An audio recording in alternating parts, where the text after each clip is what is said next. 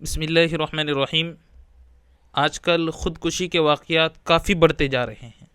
اس کی کیا وجوہات ہیں، شرعی اعتبار سے کیا مسائل ہیں، آج میں آپ حضرات کی خدمت میں پیش کروں گا۔ سب سے پہلے یہ ذہن میں رکھا جائے کہ خودکشی کرنا یہ اسلام میں حرام اور ناجائز عمل ہے۔ اگر کوئی شخص خودکشی کرتا ہے اور اس کو حلال سمجھ کے کرتا ہے، یعنی میرے لیے خودکشی کرنا حلال ہے، تو اس طرح کا کوئی عقیدہ رکھ کر خودکشی کرتا ہے تو اس کا ایمان ختم ہو جائے گا، وہ اسلام پر نہیں مرے گا۔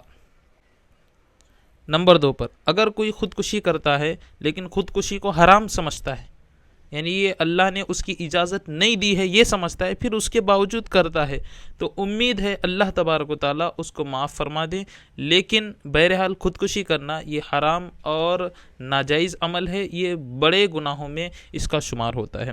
حدیث پاک میں آتا ہے، اگر کوئی شخص کوئی اونچے پہاڑ سے اپنے آپ کو گرا دے اور خودکشی کر لے تو قیامت میں، آخرت میں وہ اس کو اسی طرح کا عذاب دیا جائے گا، مسلسل دیا جائے گا۔ اور کوئی شخص زہر پی لے گا اور اپنے آپ کو ہلاک کر دے گا تو قیامت میں اس کو اسی طرح زہر پلا کر عذاب دیا جاتا رہے گا جہنم میں۔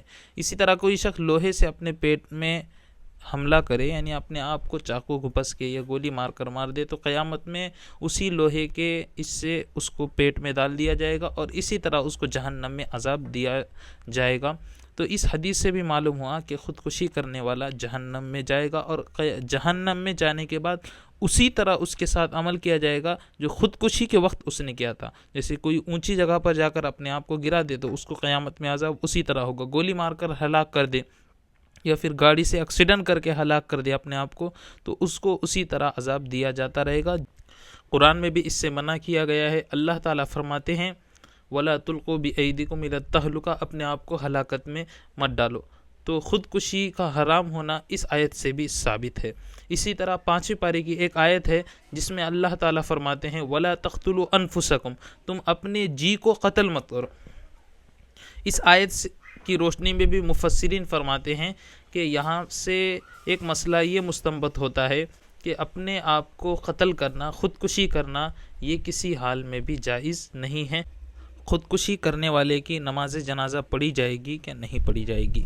تو یہ بات ذہن میں رکھے کہ خودکشی کرنے والے کی نماز جنازہ پڑھی جائے گی۔ ہمارا عقیدہ یہ ہے کہ چاہے جنازہ فاسق کا ہو، چاہے جنازہ فاجر کا ہو، گنہگار کا ہو یا نیک اور متقی کا ہو، ہم کو اس کے جنازے کی نماز پڑھنا ہے، اور یہ عقیدہ رکھنا ہے کہ ہم ان کی نماز جنازہ پڑھ سکتے ہیں، ان کی نماز جنازہ پڑھنا جائز ہے۔ اور جس کا یہ عقیدہ نہیں ہے وہ اہل السنت والجماعت میں داخل نہیں ہوگا۔ اہل السنت والجماعت کی علامتوں میں سے، نشانیوں میں سے ایک نشانی یہ ہے کہ وہ فاسق اور فاجر کی امامت کو اور اس کے جنازے کو جائز سمجھتے ہو۔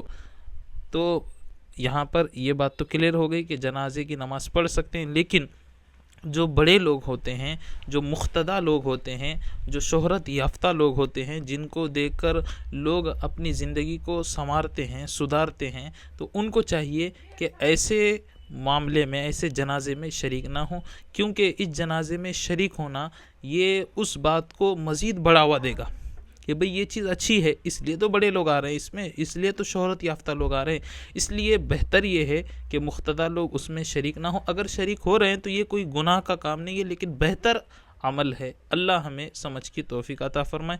اب سن لیجئے کہ ڈپریشن کیوں ہوتا ہے، خودکشی کیوں کی جاتی ہے، اس کی کیا وجوہات ہیں، اگلے ایپیسوڈ میں آپ دیکھ لیں۔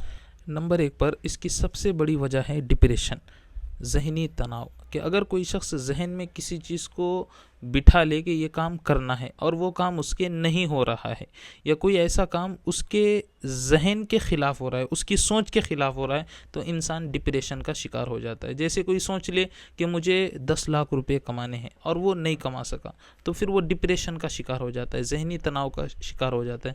کوئی یہ سوچ لے کہ میں بیماری سے اچھا ہو جاؤں اور وہ اچھا نہیں ہو رہا ہے، تو وہ ڈپریشن کا شکار ہو جاتا ہے۔ اسی طرح پڑھائی میں نمبر 1 آ جاؤں یا پڑھائی میں کامیاب ہو جاؤں اور نہیں ہو رہا ہے، تو وہ ڈپریشن میں آ جاتا ہے۔ تو یہاں پر یہ بات ذہن میں رکھنا چاہیے کہ اگر کوئی شخص اللہ تعالیٰ پر توکل رکھتا ہے تو اس کو کبھی بھی جو ہے ڈپریشن کی بیماری نہیں ہوگی۔ اور توکل کرنے کا مطلب یہ ہے کہ اللہ جو ہمارے ساتھ کر رہا ہے، چاہے وہ ہمارے اعتبار سے اچھا ہو یا نہ ہو، ہمارے اعتبار سے برا ہو یا نہ ہو، ہم کو اس میں کوئی دخل اندازی نہیں کرنی ہے۔ جس کا یہ ذہن بن جائے، جس کا اللہ پر توکل آ جائے اور اچھی بری تقدیر پر جس کا ایمان پختہ ہو جائے، وہ کبھی بھی ڈپریشن کا شکار نہیں ہوگا۔ اس لیے ہم کو چاہیے کہ ہمیشہ اللہ پر بھروسہ رکھیں، اور تقدیر پر، خاص طور سے اس تقدیر کے اس جز پر کہ بری تقدیر پر بھی ہم کو ایمان لانا ہے۔ اگر کوئی اپنے زندگی میں اس کو باندھ لے گا تو انشاءاللہ کبھی بھی وہ ڈپریشن کا شکار نہیں ہوگا، کبھی بھی اس کو ایسی بیماری نہیں لگے گی جس کو بی پی، شوگر کہا جاتا ہے۔ خاص طور سے یہ بات ذہن میں رکھنا ہے کہ بہت ساری عورتیں ایسی ہوتی ہیں کہ تھوڑی تھوڑی بات پر دماغ میں وہ بات کو بٹھا لیتی ہے، کوئی مرد ایسے ہوتے ہیں کہ تھوڑی تھوڑی بات کو دماغ میں بٹھا لیتے ہیں اور بات کا بتنگڑ بنا دیتے ہیں کہ میرے ساتھ ہی ایسا ہوا، میرے ساتھ ہی ایسا ہوا، جس کی وجہ سے یہ بیماری تک اس کو پہنچنا پڑتا ہے۔